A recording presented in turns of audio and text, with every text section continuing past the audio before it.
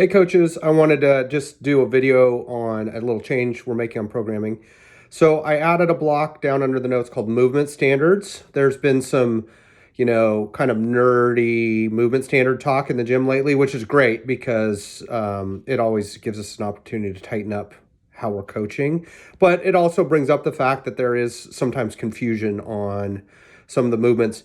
And it's a nebulous area to be sure. I mean, there are some movements that are black and white, and there are many movements that are not. But we're going to do our best to wade into this a little bit.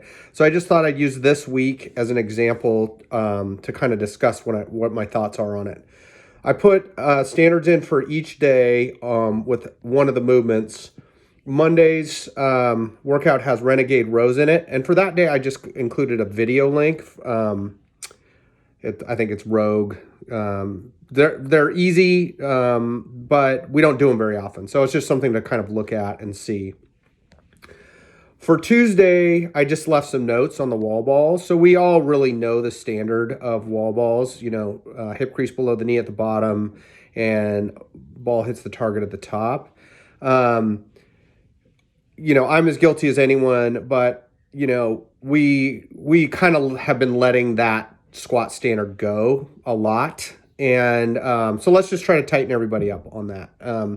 There are some people that are very close to the line and just need to know where actually below parallel is. And oftentimes the wall ball as a target is a good, it says my computer's about to restart, so sorry. Never mind. And some people are pretty far off and are essentially doing like push presses with the wall ball, and that's got to change. So we'll start working on tightening those people up. For sumo deadlift high pull, that's a tough movement. The main standard is that the bar touches the collarbone or higher, and that's usually people are usually pretty good about it. But when they get fatigued, it might go a little low, so we'll look for that.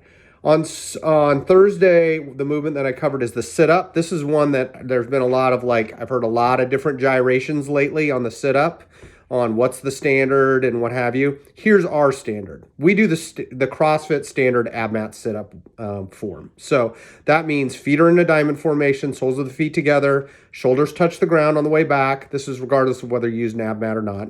And hands touch the toe in front of the toes on the way up. So really the reason we use that standard is to try to get shoulders over the hips at the top. It's not a perfect standard, but if you make people reach far enough, their shoulders generally make it over the top of the hips. Here's what's not allowed in our gym on sit-ups: anchoring the feet. So using dumbbells, using anything to hold your feet down, that is not really an acceptable sub, which is why one of the reasons I wanted to use this movement as an example, because Pacific Crest is I think unique in that we are really trying to meet everybody where they are on their fitness, and so we do a lot of scaling and movement variation, which is great, and that I want to keep it that way.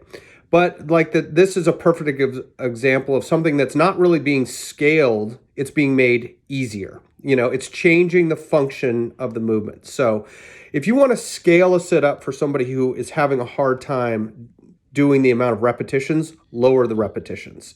When you scale it to add anchoring of the feet, you're changing the movement from a core-centric movement to a hip-centered movement. So now all they're doing is using their hip flexors to lift their, hip flexors to lift their upper body up. So this isn't the only example, I'm sure, of a movement where you could change the functionality of the movement through scaling, but it's an easy one to see. So when you do start seeing or looking for options to scale, ask yourself when you do that, am I changing the nature of the movement? A great comparison would be the wall ball. None of us would actually, if someone was having a hard time doing the wall ball, we would not say, well, just don't go to depth then. What we would do is just reduce the number that they would do, or we'd reduce the height that the wall ball would go, or we would reduce the weight of the wall ball, but we wouldn't actually reduce the range of motion or change the nature of the movement in order to scale it. Fridays is a great example, or is a great way to talk about this. The movement I used was the ring dip because it's got pretty clear movement standards. Fully elbows fully locked, triceps locked out at the top, and then shoulders below the elbows at the bottom. But there's a couple other movements in that workout that are worth kind of talking about in relation to movement standards versus scaling. So level 3 version is 2K row, 3 rounds, 15 ring dips, 15 toes to bar. Scaled for level 2 is knees to elbow, and scaled for level 1 is candlesticks. Now, here's the thing. When the toes to bar is a really good example. Almost every day we have toes to bar in there. We have people that do toes to bar, that can do toes to bar, and they can do, let's say, 10 of the 15 toes to bar that they're able to do. And after that, their toes to bar really start to suffer. And what some people do is they just move down the difficulty ladder. They'll go to knees to elbows, or they'll switch to sit-ups or candlesticks or something like that, which is a good way to do it. The other thing that I see often is people just quit getting their toes to the bar. They still are trying. They're still working to do it. And I'm sure it's plenty difficult to do it, but they're just not meeting any movement standard at all. They're not doing a knees to elbow. They're not actually doing a toe to bar. And so at that point, that's where we just kind of step in and say, let's go to knees to elbow, or let's go to sit-ups at that point. And that's, something we need to get better at. Like most of you, I'm sure, when I started CrossFit, there was really none of this where it was like, okay, it's acceptable. Like if you didn't quite do the pull up, but your chin kind of almost made it there, then, you can, that's your last rep and you're good time. It was like, no, that wasn't a pull up. So you either just do the ring row and finish, or you recover and do the last pull up. And, I don't want to advocate that that's where we are all the time, where you're constantly drilling people all the time. Nope, not good enough. Nope, not good enough. That's not the gym I want us to be. So what you have to do is just your people. You guys coach more than I do at this point. And know, is this a person who, in their mind, believes that they're completing this thing, RX, and they're going to go like put it in beyond the whiteboard, or, what have you. Because if that's the person, then they need to be, we need to talk to them about that, and say, okay, this just didn't really meet the standard of performance. We also have a huge contingent of people that don't care at all about any of that stuff, and they're just working as hard as they can. So if the movement is safe and what have you, then maybe it's your judgment call to just let them go, put their time on the board, and then come to them after the workout and say, hey, in the future, what I'd like you to do is when those toes don't hit the bar, let's go to sit-ups or what have you. And most people are really receptive about that. So that's kind of my thoughts. This is an ongoing conversation. Movement standards is always a thing, and there's always what do they do in competition? What do we do in the open? What do we do at the gym? Yada, yada, yada. And that's just normal. There's no there's no right answer. But we need to be on a fairly similar sheet of music as coaches when we're in there. So I'm going to try to do this with the programming each week, kind of add those things. But this is something that I'd like us to have as a conversation, whether it's in Slack or over text or whatever. If you have people really asking questions about movement standards, and if you don't know the answer, submit it to the group. And if you do know the answer, submit that to the group. Say, hey, we had a question about this movement today. This is what I said was the standard. And then, that's what we'll go with. And that's totally fine.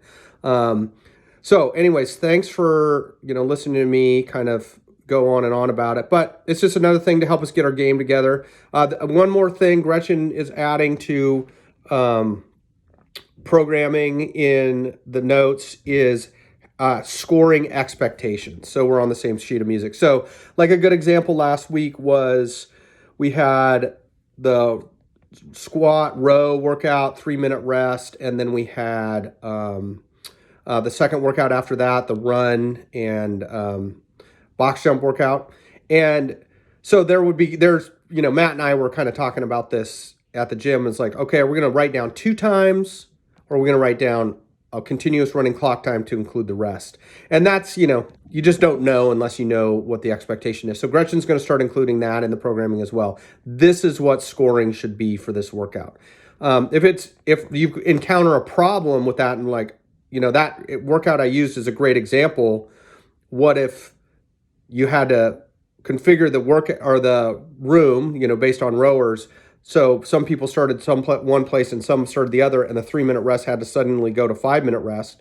Well, then that's something we would have to change. So you're certainly, welcome to do that. Of course, I always want you guys to have the flexibility to do that. Just let us know on Slack. Some of this stuff is becoming more pertinent because of Beyond the Whiteboard. Once we put it in there, I mean, we can change it, of course, but once that 6 a.m. gets done, it's kind of set, at least for comparability's sake. So we're trying our best to like front load and make sure we're thinking of all the components of the workout a little bit further in advance to make sure we can get that right. So once again, thank you for listening, and we'll see you at the gym.